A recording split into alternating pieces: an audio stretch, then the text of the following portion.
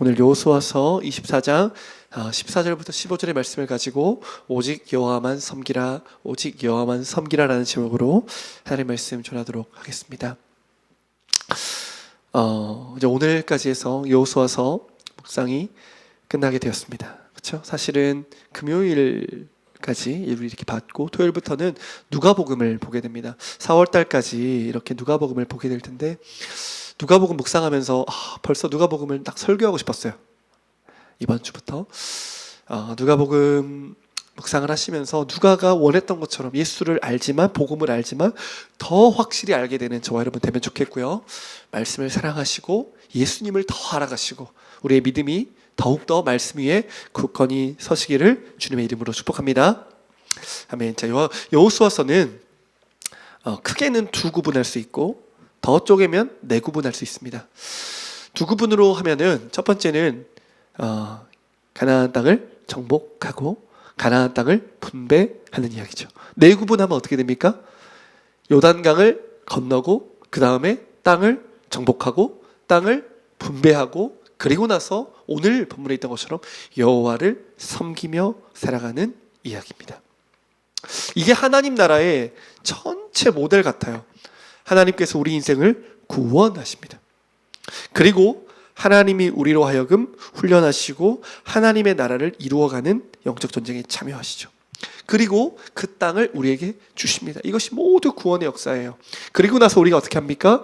하나님을 섬기도록 하십니다. 섬기다라는 이 단어는 아바드라는 단어인데, 섬기다, 일하다, 예배하다는 뜻이에요. 하나님이 우리를 구원하세요. 하나님이 우리를 건지셨어요. 왜요? 목적이 있어야 돼요.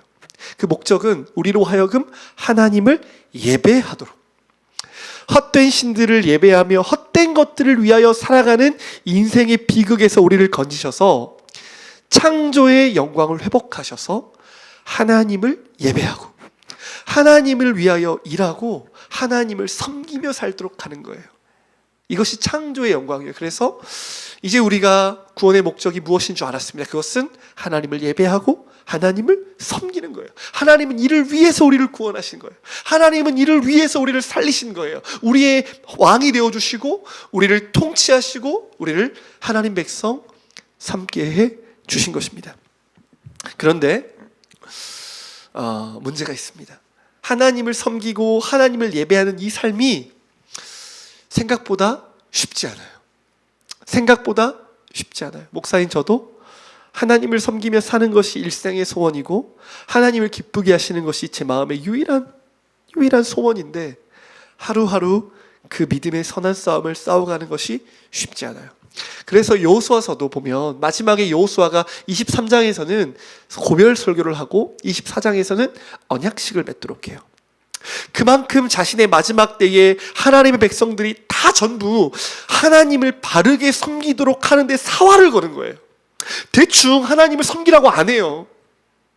정말 바르게 섬기라고 하는 강력한 메시지를 던지고 그냥 하나님 섬겨라는 것이 아니라 그들이 하나님을 바르게 섬기도록 언약을 맺고 정말 하나님을 섬기는 일에 목숨을 거는 거예요. 여호수아는. 제가 말씀을 묵상하면서 좋은 리더는 누굴까? 좋은 목회자는 어떤 목회자일까? 건강한 교회는 어떤 교회일까 생각했어요. 건강한 교회, 건강한 리더, 건강한 목회자는 성도들이 하나님을 바르게 섬기도록 마음과 힘을 다해주는 리더, 마음과 힘을 다해주는 목회자, 마음과 힘을 다해주는 교회가 되어야 돼요. 겉으로 하나님을 어떻게 섬기든 입으로만 하나님을 섬기도록 하는 것이 아니라 진짜 하나님을 섬기도록 하는 예배, 진짜 하나님께 돌이키도록 하는 공동체, 진짜 하나님 편으로 돌이키려고 하는 예배, 그것이 핵심이라는 것을 알게 됐어요. 저도 그런 목회자가 될 수 있도록 기도해 주십시오. 이번 주에 하나님이 제 마음 가운데 소원을 주셨는데, 한 영혼을 엘리야의 심정과 마음으로 사랑하도록 하는 거예요. 저와 여러분이 모두가 정말 내가 그런 한 사람의 공동체, 그런 한 사람의 지체, 그런 한 사람의 하나님의 사람이 되어야겠다라는 마음과 소원을 품으십시오. 이를 위해서 기도해 주십시오. 아멘. 녹록치 않아요. 그래서 하나님을 바르게 섬기는 법을 우리는 배워야 해요. 하나님을 바르게 섬기는 것이 무엇인지를 알아야 해요. 그래야 우리는 이 땅에서 하나님이 우리를 구원하신 그 목적, 창조의 영광을 회복할 수 있는 것입니다. 오늘 세 가지 좀 볼 거예요. 세 가지 어떻게 오직 여호와를 섬길 수 있는지 세 가지를 먼저 한번 보도록 하겠습니다. 첫 번째는요, 우리가 오직 여호와만을 섬기기 위해서는 하나님의 은혜 아래 있어야 합니다. 오늘 24장 1절부터 13절에 보시면 1절 말씀을 같이 먼저 한번 보도록 하겠습니다. 시작. 여호수아가 이스라엘 모든 지파를 세겜에 모으고 이스라엘 장로들과 그들의 수령들과 재판장들과 관리들을 부르매 그들이 하나님 앞에 나와 선지라. 우리가 1절을 읽었지만 1절부터 13절은 한 단락이에요. 여호수아가 고별 설교한 다음에 1절부터 13절 동안 하나님의 말씀을 다시 한번 전합니다. 근데 이게 뭐냐면 하나님께서 직접 말씀하시는 거예요. 뭘 말씀하셨냐면 이스라엘 백성들, 아브라함부터 시작해서 500여 년간 이스라엘 백성들이 가나안 땅에 들어가서 그 땅에 누리는 이 시간 전체에 하나님의 은혜를 가르쳐 주시는 거예요. 눈으로 보면서 한번 볼까요? 2절은 이렇게 말합니다. 여호수아가 모든 백성에게 이르되 이스라엘의 하나님 여호와께서 이같이 말씀하시기를 옛적에 너희의 조상들 곧 아브라함의 아버지 나홀의 아버지 데라가 강 저쪽에 거주하며 다른 신들을 섬겼으나, 시작과 근원을 이야기하는 거예요. 사실 근원은 창세기 1장부터 시작하지만 줄여서 12장부터 시작하죠. 구체적으로는 11장부터 시작합니다. 데라라는 아브라함의 아버지, 그는 우상을 숭배했어요. 그는 하나님을 섬기는 사람이 아니라 우상을 섬겼어요. 우르, 갈대아 우르에서. 그런데 하나님께서 아브라함을 건지셨어요. 아브라함이 원했던 것도 아니에요. 하나님이 창조의 역사를 시작하시는 거예요. 하나님께서 아브라함을 건지셨어요. 그리고 그에게 이삭과 야곱을 주셨어요. 그리고 12아들을 주셨어요. 그리고 하나님께서는 에서에게는 세일산을 주셨지만 야곱은 애굽 땅에 머무르게 하셨어요. 그렇죠? 애굽 땅에 머무르게 하시면서 창조의 역사, 구원의 역사를 시작하는 거예요. 하나님께서 애굽에게 10가지 재앙을 일으키셔서 이스라엘의 신음을 들으시고 그들을 건지셨어요. 홍해를 건너시면서 흑암으로 그들을 덮으시고 홍해를 통하여서 애굽의 모든 병기와 마병을 잠재우셨어요. 그래서 하나님 그들을 건지셨어요. 그리고 40년 동안 광야를 건너게 하셨어요. 불기둥과 구름기둥으로 그들과 함께 하셨고 만나와 메추라기로 그들을 먹이셨고, 광야 40년을 지내는 동안 옷이 찢어지거나 신발이 헤어지지 않도록 하나님이 그렇게 보살펴 주셨어요. 요단 동편을 건너면서 하나님께서는 그 땅을 점령하게 하셨어요. 그렇죠? 그리고 발람 선지자를 통해서 이스라엘 백성들을 저주하였던 이 발락의 왕의 술수를 막으시고 도리어 이스라엘을 축복하게 하셨어요. 그리고 하나님께서는 약속의 땅인 가나안 땅 요단강을 건너셔서 그 모든 족속들을 물리치게 하시고 그 땅의 영광을 받게 하셨어요. 그 절정이 무엇입니까? 우리 절정 한번 읽어볼까요? 13절 같이 한번 읽겠습니다. 시작. 내가 또 너희가 수고하지 아니한 땅과 너희가 건설하지 아니한 성읍들을 너희에게 주었더니 너희가 그 가운데 거주하며 너희는 또 너희가 심지 아니한 포도원과 감람원의 열매를 먹는다 하셨느니라. 아멘. 말씀 보세요. 수고하지도 아니했어요. 너희가 건설하지도 아니했어요. 너희가 그 가운데, 그런데 너희들이 그 가운데 거주하며 너희가 심지 아니한 포도원과 감람원의 열매를 먹는다. 은혜예요. 너희가 지금 누리고 있는 이 모든 것, 너희가 수고하지 않았던 이 모든 것, 하나님의 은혜로 주어졌다. 사랑하는 성도 여러분, 1절부터 13절은 사람이 하는 이야기가 아니에요. 이 말씀의 주어는 인간이 아니에요. 하나님이에요. 구원을 시작할 수 없었던 우리 인생의 구원을 시작하신 분이 하나님이에요. 우리의 모든 인생을 계획하시고 끌어가시는 분, 우리 하나님이에요. 우리를 선택하시고 우리에게 구원을 베푸시고 우리를 이끄시고 우리를 먹이시고 우리를 그 땅에 거하게 하시고 우리의 하나님이 되어주시고 우리가 안전하게 살 수 있도록 주신 분이 우리 하나님이에요. 왜 우리가 하나님을 섬깁니까? 왜 오늘 우리가 진실로 하나님을 예배합니까? 하나님의 은혜 때문이에요. 오늘 왜 저희가 하나님을 예배합니까?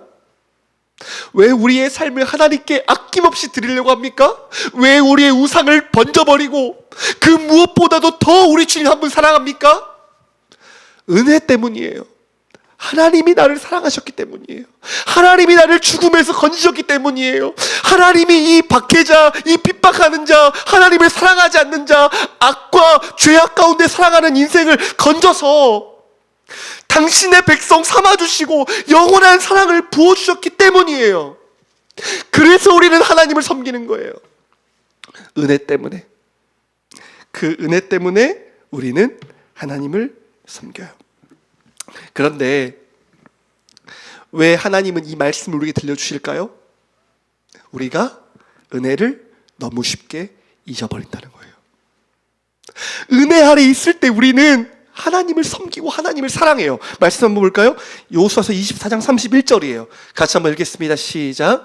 이스라엘이 여호수아가 사는 날 동안과 여호수아 뒤에 생존한 장로들 곧 여호와께서 이스라엘을 위하여 행하신 모든 일을 아는 자들이 사는 날 동안 여호와를 섬겼더라. 어떤 자들이 여호와를 섬겼어요? 이스라엘을 위하여 행하신 모든 일을 아는 자들, 은혜를 아는 자들, 은혜의 눈이 열린 자들은 하나님을 사는 날 동안 섬겼어요. 은혜의 눈이 열리고 은혜를 깨닫게 된 인생은 하나님을 섬겨요. 틀림없어요. 제가 중국에서 하나님을 처음 만났을 때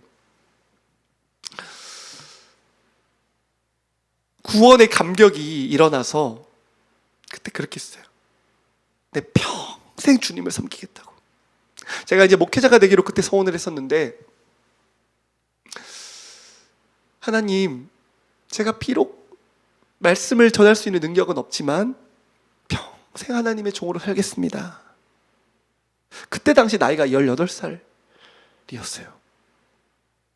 그렇지만 나를 살리신 그리스도의 은혜를 깨닫고 나같이 죄인 중에 계수였던 나를 선택하셔서 당신의 종으로 삼아주신 은혜가 깨달아지니까 내 삶의 전부를 하나님께 드리겠다고 하는 고백을 하게 됐던 거예요. 그 은혜를 깨달은 하나님의 백성들이 뭘 고백합니까? 주님만을 섬기겠다고 하는 거예요. 사랑하는 성도 여러분, 우리가 하나님을 섬기고 싶어요. 그런데 우리가 너무 연약해서 하나님의 은혜를 잊어버려요. 하나님이 신명기에 보면 하나님께서 그렇게 말씀하세요.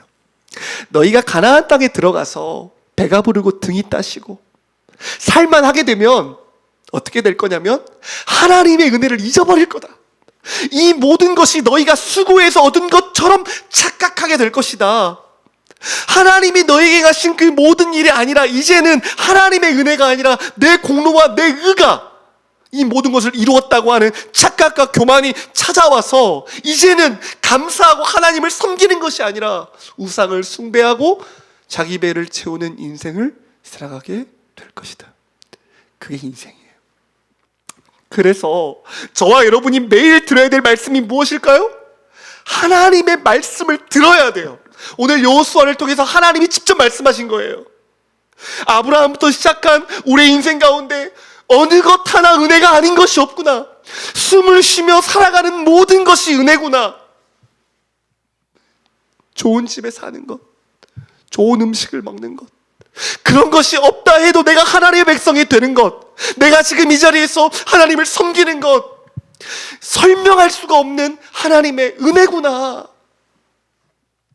그 은혜가 하나님의 말씀과 하나님의 공급을 통해 우리에게 깨달아져 가는 것, 이것이 하나님을 섬기기 위해서 가장 중요한 동기예요. 동기. 그 은혜가 날마다 우리의 심령 가운데 머무르도록 해야 돼요. 우리의 결심만 가지고는 안 돼요. 우리의 노력만 가지고는 안 돼요. 살아가는 동안 은혜로만 살리. 십자가의 그 은혜가 우리의 영혼 깊숙이 들어가야 돼요. 제가 신대원 다닐 때 어떤 한 목사님을 인터뷰하러 갔어요. 그때는 이제 목회자들을 인터뷰하는 학생별로 그룹을 지어서 존경하는 목사님들에게 그 목회를 배우고 가장 중요한 본질을 배워와서 리포트를 써서 보고하는 그런 숙제였어요. 제가 이제 그 목사님을 찾아가서 목사님의 목회 철학이 무엇입니까? 제일 중요한 게 무엇입니까? 그때 그 목사님이 그랬어요. 예수 그리스도의 십자가와 부활밖에는 알려하지 않습니다. 그 목사님이 그 구원의 감격, 십자가, 내가 얼마나 죄인인지를 그침없이 생각하는 것, 그 부활의 영광을 끊임없이 기억하는 것, 그러면서 그것이 목회의 제일 중요한 거라고 말씀하셨어요. 사랑하는 성도 여러분, 우리도 다른 것 다 잊어도 주님의 십자가의 그 은혜는 기억해야 돼요. 사도 바울이 그랬죠. 내가 정말 많은 지식이 있고 정말 자랑할 것이 많지만, 내가 사람의 말을 할 수 있는 수많은 아름다운 것들이 있지만 그리스도의 십자가의 복음 외에는 내가 알려하지 않습니다. 나 같은 죄인 살리신 그 은혜 놀라워. 제가 이번 주 새벽 기도하면서 찬송가 불렀는데, 하나님의 은혜로 이 쓸데없는 자 왜 구속하여 주는지 난 알 수 없도다. 하나님의 은혜로 이 쓸데없는 자 왜 구속하여 주는지 난 알 수 없도다. 이 고백이 저희들 안에 하나님이 들려주셔야 돼요. 또한 우리는 그 은혜를 사모해야 돼요. 날마다 하나님이 나 같은 죄인을 위하여 행하신 그 아들을 내어주신 그 은혜가 얼마나 크고 놀라운지 항상 그 은혜를 붙잡고 그 은혜가 우리를 지배하도록 하고 그 은혜의 눈이 열려서 여호수아나 이스라엘 백성들 모두가 고백했던 하나님의 은혜입니다. 그래서 나는 여호와를 섬기는 것이 마땅합니다. 당연합니다. 라고 고백하는 저희들 되기를 주님의 이름으로 축복합니다. 저는 여호수아가 대단해서 이런 고백했다고 생각했어요. 나와 내 집은 오직 여호와를 섬기노라. 제가 저희 집 대문에 걸어두고 싶은 문구예요. 그래서 여호수아처럼 되고 싶다는 생각 늘 했어요. 그런데 성경을 펴서 오늘 말씀을 읽어보니까 여호수아라는 사람이 대단해서 이 삶을 사는 게 아니었다는 거예요. 하나님의 은혜를 깨달은 성도의 고백이었던 거죠. 오히려 여호수아의 대단함이 아니라 은혜의 풍성함, 은혜가 우리로 하여금 그러한 고백과 결단을 만들어 내더라는 것이에요. 오늘도 저와 여러분이 내가 그런 고백하는 사람 되게 해주세요가 아니라 하나님의 은혜를 알고 하나님의 은혜를 깨달아서 그 은혜에 합당한 자가 되게 해달라고 그렇게 고백하시는 저와 여러분 되기를 주님의 이름으로 축복합니다. 아멘. 자, 우리 두 번째로 오직 여호와를 섬기기 위해서 두 번째는 무엇일까요? 그것은 하나님을 바르게 아는 것입니다. 우리 19절 말씀, 24장 19절 말씀 같이 읽도록 하겠습니다. 시작. 여호수아가 백성에게 이르되 너희가 여호와를 능히 섬기지 못할 것은 그는 거룩하신 하나님이시요 질투하시는 하나님이시니 너희의 잘못과 죄들을 사하지 아니하실 것임이라. 아멘.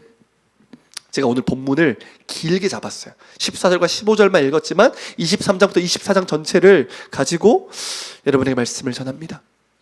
여호수아가 하나님의 은혜를 13절까지 이야기했고 14절부터 18절은 이스라엘 백성들의 반응이에요. 이스라엘 백성들이 뭐라고 했냐면 나 그 은혜 알아요. 그래서 이방 신들 다 버리고 여호와만 섬기겠습니다. 그랬더니 여호수아가 19절에 이렇게 말해요. 이스라엘이 여호수아가 19절에 보면 여호수아가 백성에게 이르되 너희가 여호와를 능히 섬기지 못할 것은 그는 거룩하신 하나님이시요 질투하시는 하나님이시니 너희의 잘못과 죄들을 사하지 아니하실 것임이라. 그러니까 여호수아가 너희의 결단과 고백만으로는 안 된다는 거예요. 너희가 지금 그렇게 했지만 진정으로 여호와 하나님이 누구신지를 아는 지식이 있어야 된다 라고 말한 거예요. 여호와 하나님 어떤 분이십니까? 두 가지죠. 첫 번째는 어떤 분이에요? 그는 거룩하신 하나님이에요. 두 번째는 어떤 분이에요? 질투하시는 하나님이에요. 그러니까 우리는 여호와의 은혜를 알 뿐 아니라 여호와가 어떤 분이신지를 바르게 알아야 되죠. 어떤 사람을 바르게 섬기려면, 바르게 사랑하려면, 예배하려면 어떻게 해야 되죠? 그 사람이 어떤 사람인지, 그 사람이 무엇을 중요하게 생각하는지를 알아야 돼요. 그 사람이 정말 중요하게 생각하는 걸 알지 못하면 바르게 사랑한다는 것은 불가능한 일이에요. 그래서 지식이 중요합니다. 여호와 하나님은 거룩하시다 했어요. 거룩하다는 건 무엇입니까? 가도시, 구별되다는 거예요. 하나님은 구별돼요. 하나님은 그 어떤 죄와도 함께할 수 없는 거룩하신 하나님이라는 거예요. 하나님은. 이 하나님을 아는 게 왜 중요합니까? 하나님을 섬기는데 하나님을 거룩하신 하나님으로 생각하며 섬겨야 된다는 거예요. 대충 죄와 함께 하면서 우리의 마음을 속여가면서 겉으로는 하나님을 섬겨요, 말로는 하나님을 섬겨요 가 아니라 죄는 조금도 함께 할 수 없는 하나님을 바르게 알아야 돼요. 이스라엘 백성들은 제사를 드릴 때 어떻게 예배를 드렸습니까? 하나님의 임재 앞에 나아갈 수가 없었어요. 마당 앞에서만 예배했어요.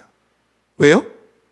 거룩하신 하나님 앞에 죄인 인간이 감히 서지를 못하기 때문에 1년에 한 번 대제사장이 지극히 거룩한 지성소로 나아갈 때 방울을 차고 들어갔어요. 왜요?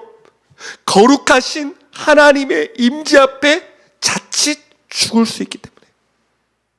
보혈의 피로, 어린 양의 보혈의 피로 깨끗해 단장을 하고 물로 씻고 옷을 입고 정결하게 하면서 지극히 거룩하신 하나님을 두려워하며 섬긴 거예요. 사랑하는 성도 여러분, 말로 하나님을 가볍게 여기면서 하나님의 거룩을 우습게 여기면서 하나님을 섬길 수 없어요. 하나님을 두려워해야 돼요. 우리 마음 안에 있는 작은 죄들, 우리의 마음 안에 있는 은밀한 죄들, 감추고 있던 죄들, 하나님보다 더 사랑하는 것들이 있지 않도록 거룩함으로. 그래서 오늘 우리가 읽었던 14절에 보면 뭐라고 말합니까? 그러므로 이제는 여호와를 경외하며 라고 말하는 거예요. 여호와를 경외하며 섬겨야 돼요. 두려워하며 섬겨야 돼요. 근데 두려워하는 이 마음은 거룩함을 인식한 사람의 마음에서 나오는 반응이에요. 하나님을 경외하려면 그분이 얼마나 거룩하신 분인지를 알아야 되는 거예요, 우리가. 그래서 우리는 어떻게 하나님을 섬겨야 됩니까? 온전함과 진실함으로. 온전한 마음은 하나님의 거룩함을 인식한 사람이 마음 안에 품는 마음이에요. 온전하게 섞이지 않는, 왜곡되지 않는, 나눠지지 않는 온전한 하나님 앞에 마음으로 저와 여러분이 서야 해요. 이것이 영광이에요. 하나님께 대할 때는 내 방식, 내 기준으로 대해서는 안 돼요. 대통령을 섬기는데, 높은 사람들을 섬기는데 내가 내 방식대로, 내 하고 싶은 대로 섬기면 그것은 섬기는 게 아니라 우습게 여기는 거예요. 하나님을 대할 때는 하나님이 요구하시는 거룩의 기준에 걸맞게 섬겨야 돼요. 그러면서 우리는 그분 앞에서 거룩해져 가는 거예요. 하나님을 두려워하면서 예배에 나오는데 경외하는 마음으로 나오는 것을 훈련해야 돼요. 거룩한 마음으로 하나님 앞에 살아가는 우리의 삶을 훈련해야 돼요. 겉이 아니라 우리의 속과 중심까지 하나님을 경외하며 우리의 마음이, 속마음이 진정으로 하나님을 사랑하도록 두렵고 떨리는 신앙생활을 해야 돼요. 하나님을 경외하기만 해도 절대로 신앙이 무너지지 않아요. 하나님을 두려워하기만 해도 참된 예배자가 될 수 있어요. 하나님을 경외하기만 해도 하나님을 닮아가요. 그래서 저와 여러분이 늘 거룩하신 하나님을 알아야 돼요. 두 번째로 어떤 하나님이에요? 질투하시는 하나님이신즉. 여기서 질투하다는 것은 하나님이 우리를 너무나 사랑하셔서 그 사랑의 열정을 말하는 거예요. 하나님은 저와 여러분을 언약의 대상으로 삼으셨어요. 그래서 구약 성경에 보면 우리를 신부라고 표현해요. 아내라고 표현해요. 그 말은 무슨 말이에요? 하나님은 우리를 유일한 사랑의 대상으로 삼으셨다는 거예요. 그래서 하나님은 네가 나 외에 다른 신을 섬기는 것을 지극히도 싫어하세요. 분노하세요. 너무나 하나님은 분노하세요. 그래서 19절에 보면 뭐라고 말하고 있습니까? 다시 한번 볼까요? 19절. 질투하시는 하나님이시니 너희의 잘못과 죄들을 사하지 아니하실 것임이라 그랬어요. 그래서 사랑하는 여러분, 하나님을 섬기려면 그분은 질투하시기까지 우리를 사모하신다는 걸 알아야 돼요. 하나님이 나를 신부로 삼으셨다는 걸 알아야 돼요. 하나님 외에 다른 것들을 사랑하지 않아야 돼요. 그래서 계속해서 여호수아서 23장과 24장에 보면 우상을 버리라는 이야기가 계속해서 나와요. 우상이 뭐예요? 하나님보다 더 사랑하고 존중히 여기는 것이에요. 어떤 사람들은 이것을 종교적으로만 이해해요. 종교적인 어떤 다른 신. 그게 아니에요. 칼빈이 말했습니다.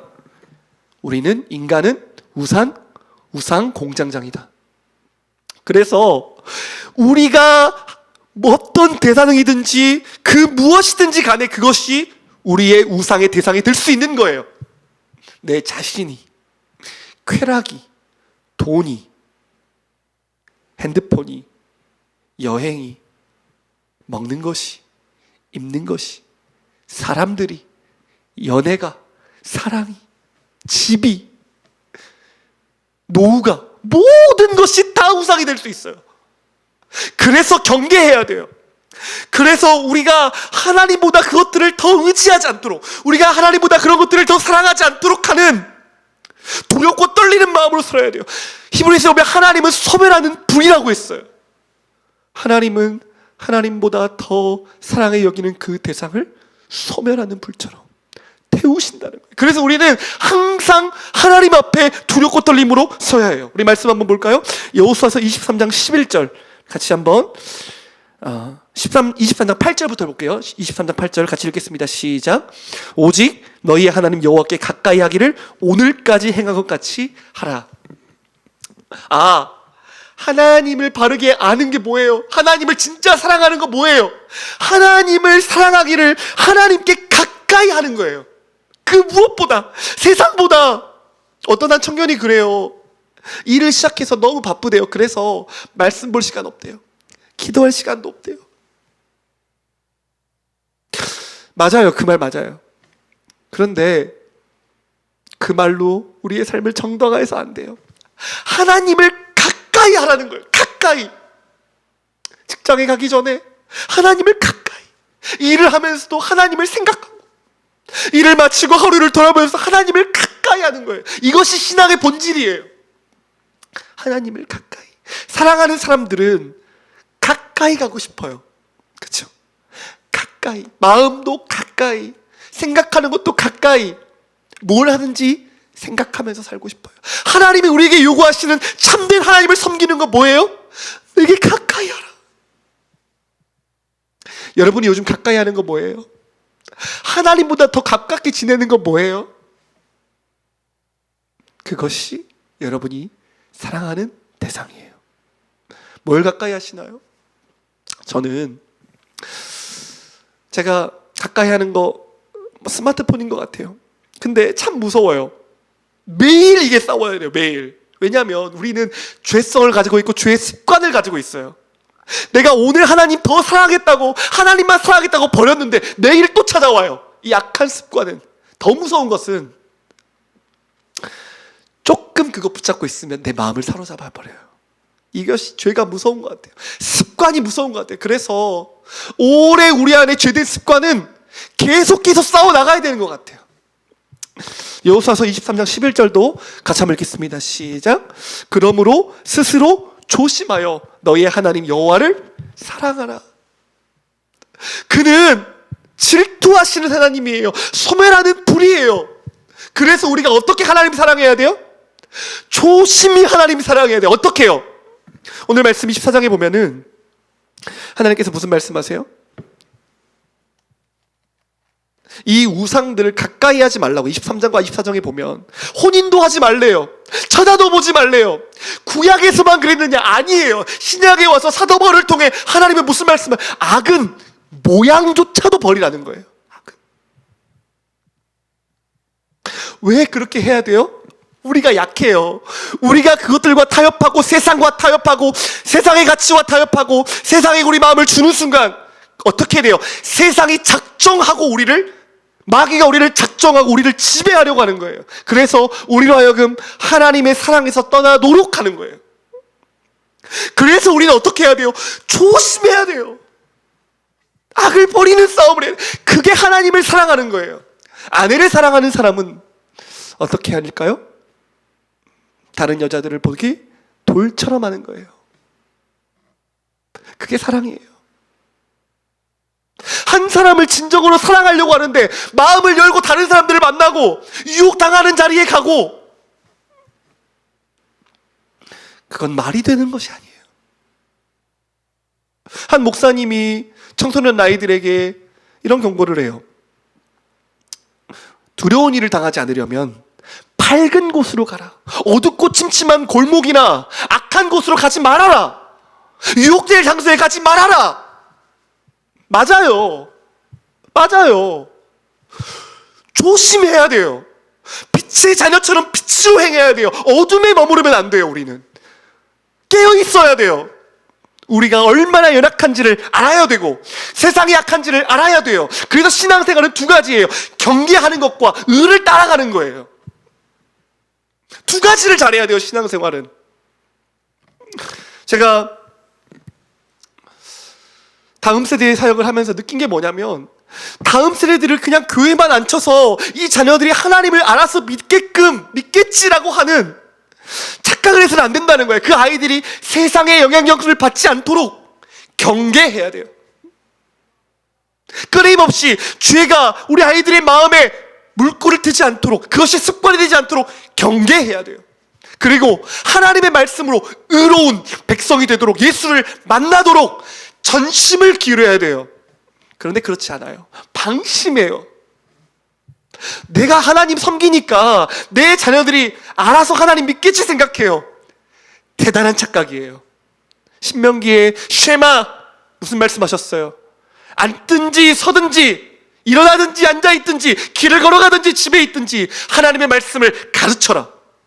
이게 하나님의 말씀이에요. 그래야 다음 세대가 길러지는 거예요. 여호수아가 저는 정말 탁월한 리더라고 생각해요. 왜요? 하나님의 백성들이 하나님의 사람이 되도록 씨름했기 때문이에요. 인간은 죄성을 가지기 때문에 죄에 대해서는 노력하지 않아도 알아서 배워가요. 제가 중국에서 유학을 했는데 중국에 가자마자 그 중국의 유학생들이 제게 가르쳤던 건 더러운 욕과 중국의 사상들이었어요. 그런 것들은 노력하지 않아도 흘러서 배우게 돼요. 선하고 의로운 것은 노력이 필요해요. 그래서 우리 말씀 하나 볼까요? 여호수아 23장 6절이에요. 여호수아 23장 6절 같이 한번 읽겠습니다. 시작. 그러므로 너희는 크게 힘써 모세의 율법책에 기록된 것을 다 지켜 행하라. 그것을 떠나 우로나 저로나 치우치지 말라. 말씀 보세요. 여호수아서 1장에서도 여호수아를 향해 주님이 뭐라고 하셨어요? 너희는 강하고 담대하라. 하나님의 말씀을, 율법을 떠나 좌우로 치우치지 말고 오직 하나님의 말씀을 따라 살아가라. 주야로 묵상하라. 오늘 23장 6절에 뭐라고 말합니까? 너희는 크게 힘써. 여호수아가 살아보니까 그게 답인 거예요. 그냥 힘쓰는 거 아니에요. 목숨 걸고 힘을 다하고 말씀에 따라 말씀을 내 삶에 살도록 전심을 다해야 하는 거예요. 그게 하나님을 사랑하는 거예요. 성도들이 하나님을 사랑한다고 말하는데 말씀을 따라 사는 것, 말씀을 사랑하는 삶에 힘쓰지 않아요. 거짓말하는 거예요.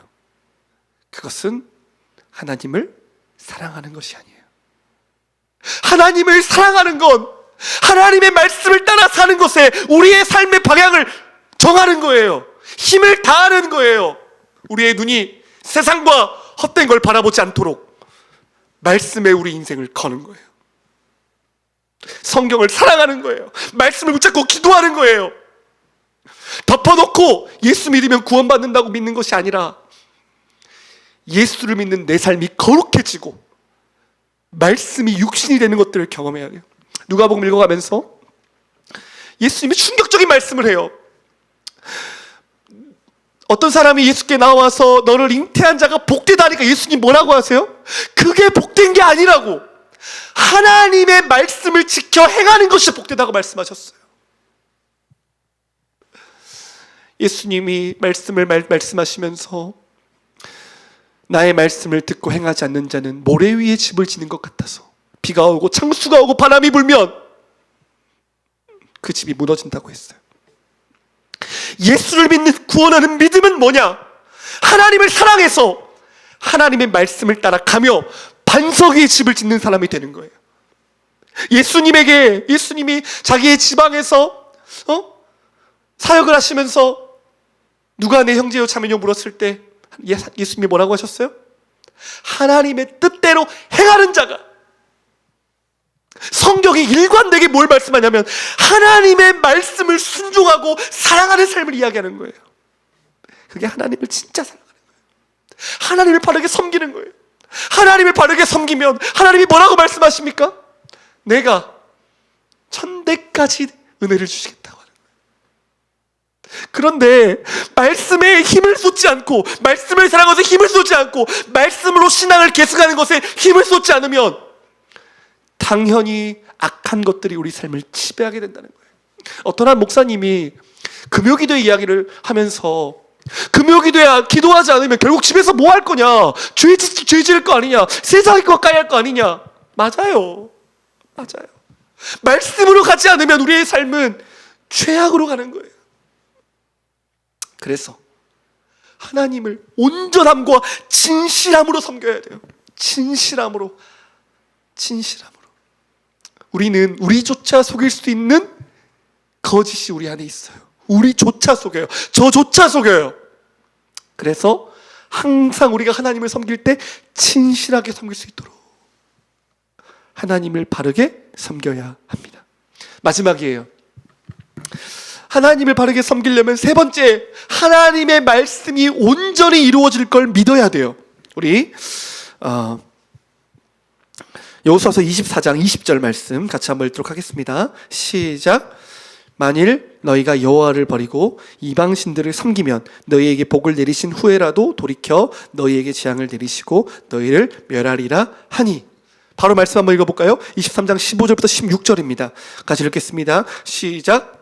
너희의 하나님 여호와께서 너희에게 말씀하신 모든 선한 말씀이 너희에게 임한 것 같이 여호와께서 모든 불길한 말씀도 너희에게 임하게 하사 너희의 하나님 여호와께서 너희에게 주신 이 아름다운 땅으로 너희를 멸절하기까지 하실 것이라. 만일 너희가 너희의 하나님 여호와께서 너희에게 명령하신 언약을 범하고 가서 다른 신들을 섬겨 그들에게 절하면 여호와의 진노가 너희에게 미치리니 너희에게 주신 아름다운 땅에서 너희가 속히 멸망하리라 하니라. 아멘. 제일 불쌍한 그리스도인이 뭔지 아세요? 자기가 믿고 싶은 대로 성경을 믿는 거예요. 예를 들면 이거예요. 내가 예수 믿고 교회 섬기고 직분 받고 하나님께 뭘 대단히 섬기면 복 받겠지. 기복이죠? 평생 그렇게 예수님 믿었어요. 평생 그렇게 신앙생활 했어요. 그런데 주님 앞에 딱 갔는데 불법을 행한 자여 내게서 떠나라. 여러분, 그런 말 들으면 얼마나 비참해요? 얼마나 가슴 아파요? 얼마나 슬프겠어요. 그런데 내가 복음이 되면 그렇게 되는 거예요. 성경을 보지 않고 사람들이 말해주고 또는 내가 믿고 싶은 대로 하나님을 믿으면 그러한 왜곡이 일어나요, 신앙 안에. 저도 그랬어요. 말씀 믿기 전에는 내가 하나님을 믿으니까 하나님이 잘 되게 해주시겠지. 내가 이렇게 하나님을 섬기고 목사니까 하나님에게 복 주시겠지. 그렇지 않다는 거예요. 민수기 신명기에 하나님께서 이스라엘 백성들에게 복과 저주를 이야기하죠. 에발산과 그리심산을 이야기하면서 복과 저주가 내 앞에 있다.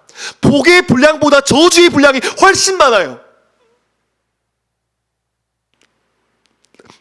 예수님을 바르게 섬기고 끝까지 견디고 믿음으로 살면 복을 받아요.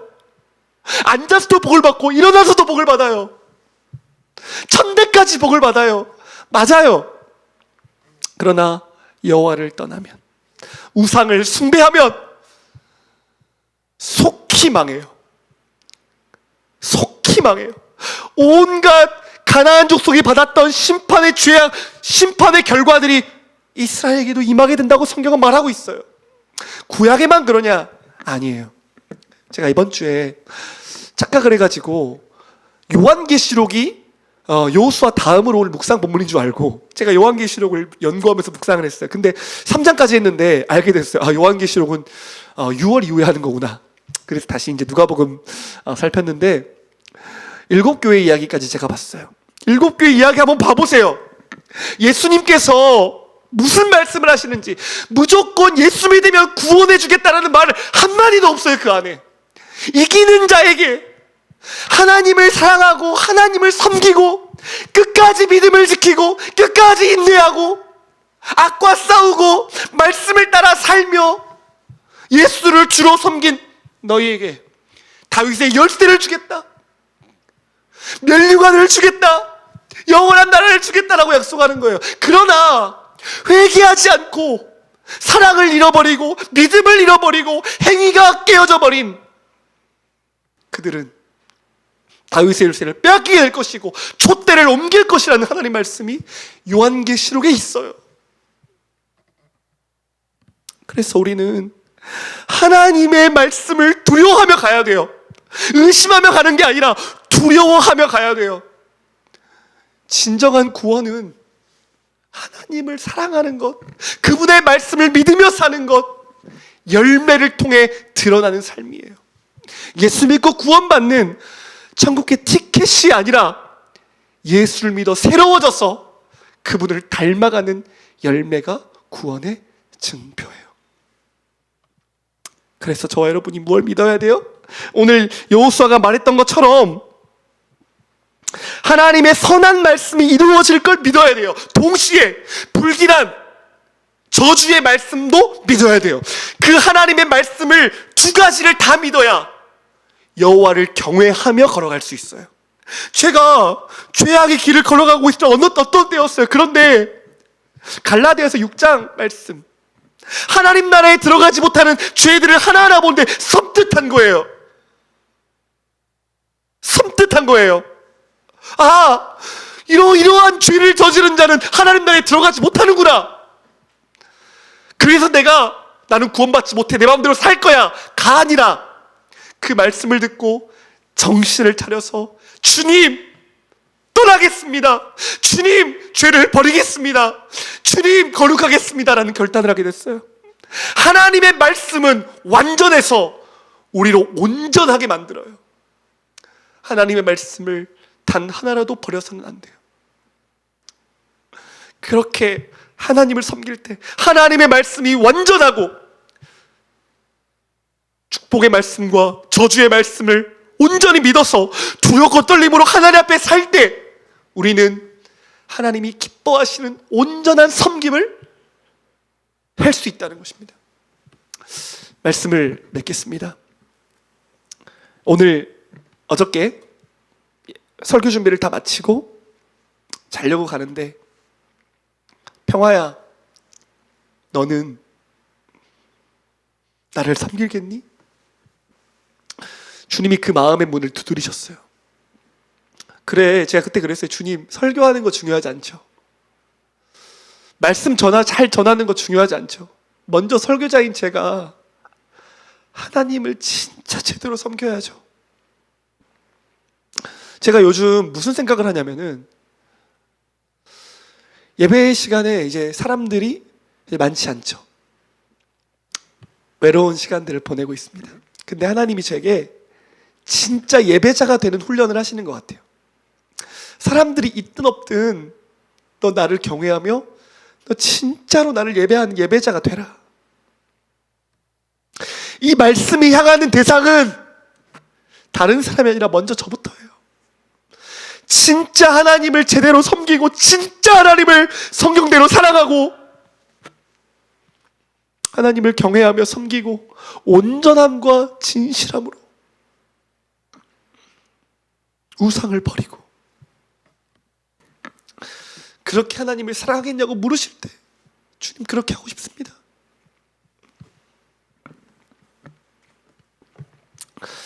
마지막 말씀 읽고 마치겠습니다.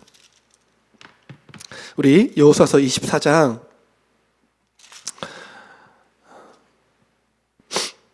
31절 말씀을 읽도록 하겠습니다. 시작. 이스라엘이 여호수아가 사는 날 동안과 여호수아 뒤에 생존한 장로들 곧 여호와께서 이스라엘을 위하여 행하신 모든 일을 아는 자들은 사는 날 동안 여호와를 섬겼더라. 아멘. 여호수아는 예수님을 예표하는 사람이에요. 그렇죠? 여호수아와 또 그 뒤에 살았던 사람들은 하나님을 섬겼대요. 예수 그리스도 안에 있는 자들은 하나님을 섬길 수 있는 거구나. 여호수아는 한계가 있죠. 죽음이라는 것을 경험해야 돼요. 그것을 넘지 못해요. 그러나 우리 주 예수 그리스도는 지금도 살아서 죽은 자의 하나님이 아니라 산 자의 하나님이 되셔서 저와 여러분을 통치하세요. 죄악으로 가는 우리를 깨우시고 회개하라고 말씀하시고 의로 우리를 인도하시고 하나님을 섬길 수 없는 우리의 영혼에게 성령의 능력을 주셔서 하나님을 섬기도록 하셔요. 그래서 예수 그리스도 안에 있는 자들에게는 하나님을 섬길 수 있는 거구나 라는 생각이 들었습니다. 이 말씀은 진리예요. 예수께서 오늘도 당신을 향해 나아가는 우리에게 하나님을 섬기도록 우리의 마음을 새롭게 하시고 우리의 죄들을 보게 하시고 하나님의 은혜의 눈을 열어주시고 은혜로 결심하고 결단하며 하나님 앞에 살게 한 그 결단대로 살 수 있는 능력을 성령을 통해 부어주시는 거예요. 요한에게 부어주셨던 성령의 충만함과 엘리야의 심정과 능력을 부어주셔서 세례 요한이 능력으로 살 수 있었던 것처럼 예수 그리스도로 말미암아 성령이 우리 안에 부어지고 그 능력을 경험한 우리가 하나님을 섬길 수 있습니다. 그래서 우리는 예수 그리스도 그분을 통해 오는 은혜를 간구하는 것입니다. 성령의 능력을 간구하는 것입니다. 우리의 힘과 우리의 능력이 아니라 하나님의 능력을 사모하며 주님 앞에 사는 것입니다. 오늘 저와 여러분이 이 말씀처럼 오직 나와 내 집은 여호와만 섬기겠습니다. 여호와를 경외하고 온전함과 진실함으로 여호와를 섬기는 내가 되기를 원합니다. 그 마음과 결단으로 하나님을 진실로 섬기고 그래서 하나님이 복 주시고 영원한 나라에 들어가는 합당한 자로 빚어지는 저 여러분 되기를 주님의 이름으로 축복합니다.